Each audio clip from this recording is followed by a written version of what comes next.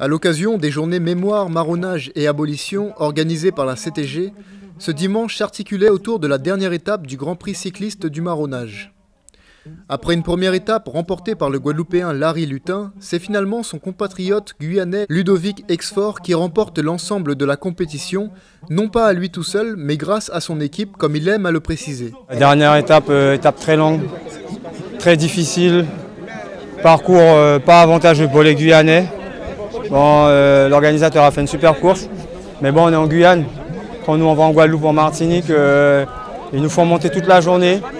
Et bon, ce qui serait bien, c'est de faire une course à l'avantage des Guyanais, quoi. Donc ça a été difficile dans les bosses et après on a terminé sur un plat qui est une course de 150 km. C'était très difficile. Mon équipe, on a fait un briefing technique. On a tout respecté à la lettre. Et je suis très heureux parce que toute l'équipe a pédalé au mètre près. Il y a une quinzaine de jours, je vous disais que j'étais fier de mon équipe.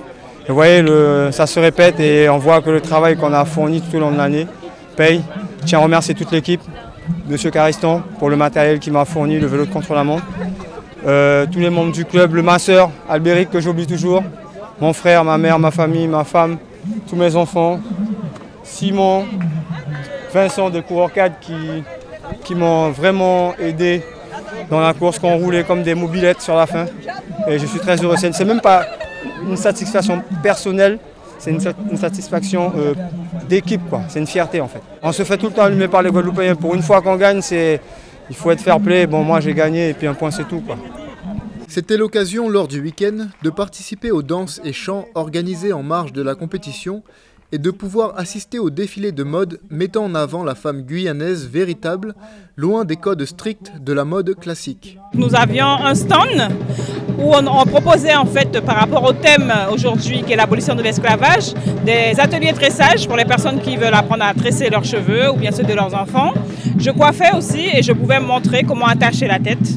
De belles rencontres, de belles opportunités, beaucoup d'échanges, des personnes qui étaient intéressées et vraiment qui m'ont félicité pour le travail, donc ça fait toujours plaisir. Nous avons fait un défilé, donc marée-tête. Le but était de pouvoir mettre en avant la femme guyanaise, toutes les femmes guyanaises, de toute comment dire ça, corpulence tout simplement. Et moi ce que j'ai fait, j'ai attaché leur tête. J'ai attaché aussi en même temps pendant le défilé, donc c'était vraiment un défilé original avec de la chorégraphie, des poses, etc.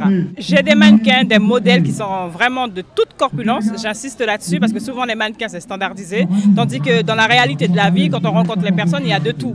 Donc voilà, moi mes filles, elles sont comme ceux qu'on rencontre dans la rue, ceux qu'on rencontre un peu partout. Et vraiment, ce que je voulais montrer, c'est qu'on peut être belle, tout simplement, et en attachant la tête, surtout. Les visiteurs ont pu participer également à une vente aux enchères pour obtenir l'œuvre d'un artiste local mis en avant pour l'occasion.